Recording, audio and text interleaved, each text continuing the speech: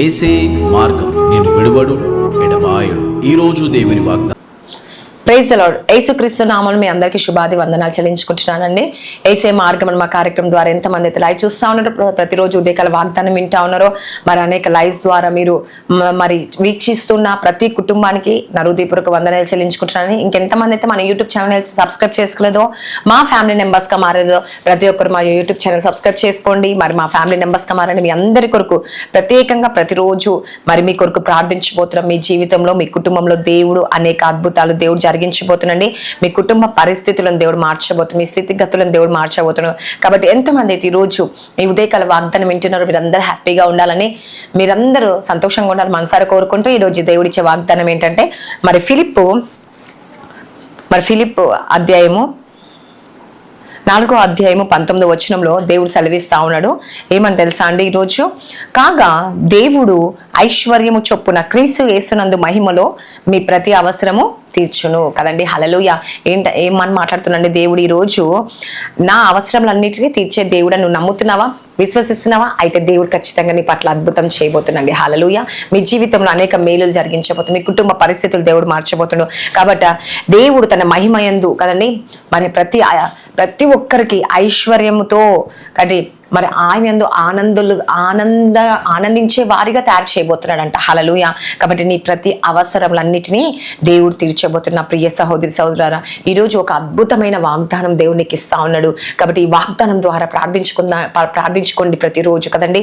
ఎందుకంటే మన అవసరాలు ఎంత పెద్దవైనా కదండి, మరి ఎంత సంపద కావాలనుకున్నా కదండి, అన్నిటికన్నా గొప్పది ఏంటి తెలుసా అండి?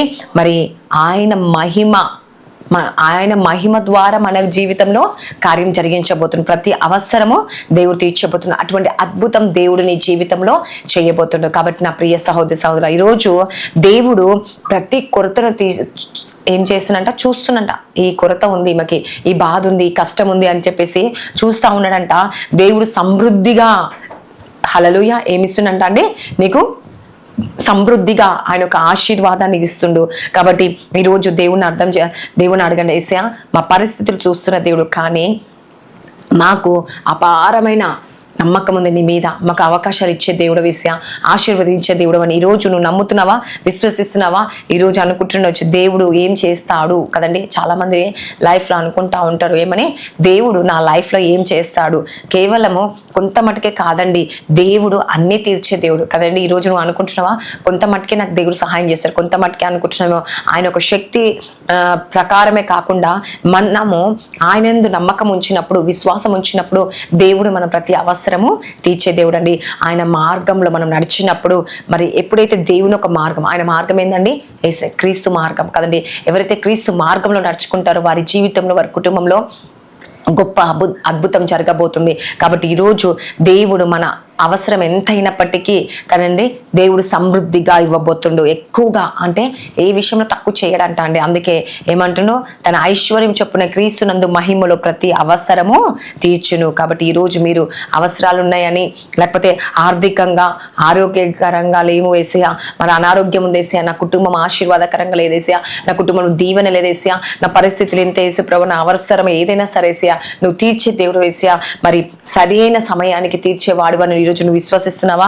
అయితే దేవుడు ఈరోజు ప్రతి అవసరము దాన్ని తీర్చబోతుండు. హల్లెలూయా. నీ జీవితంలో అద్భుతం చేయబోతుండు. ఆయన ఒక మహిమలో ప్రతి ఒక్క ఐశ్వర్యాన్ని కదండి, అవసరాన్ని తీర్చే దేవుడు. నువ్వు నమ్మితే, నీ విశ్వాసం ద్వారా దేవుని నామములో ప్రార్థించినప్పుడు దేవుడు గొప్ప మేలు జరిగించబోతున్నాడు. హల్లెలూయా. కాబట్టి నా ప్రియ సహోదరి సహోదరి, ఈరోజు విశ్వసిస్తున్నావా, నమ్ముతున్నావా?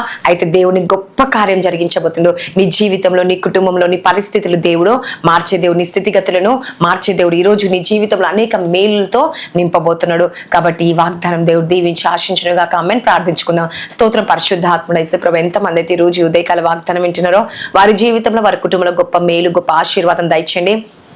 ప్రతి ఆటంకాలు తొలగించండి యేసు ప్రభా. ఈరోజు ఎంతమంది బర్త్డేస్, మ్యారేజ్ డే జరుపుకుంటే సంవత్సరం అంతా బ్లెస్ చేయండి, దీవించండి, ఆశ్రయించండి నాయన. గర్భాన్ని తెరవండి, భార్య భర్తల సమస్యలు, కోర్టు కేసు యేసు ప్రభా నాయన.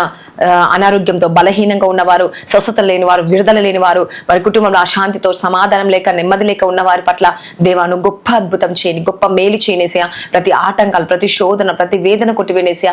వారి జీవితంలో, వారి కుటుంబంలో గొప్ప అద్భుతం జరుగునుగా కేసా. మీరే కార్యాలు జరిగించే దేవుడు వేసా. ప్రతి ఆటంకాలు తొలగించండి, నువ్వే సహాయం దయచేనేసియా. ప్రతి చీకటి శక్తులు, అంధకార శక్తుల నుంచి విడుదల కలుగునుగా కేసియా.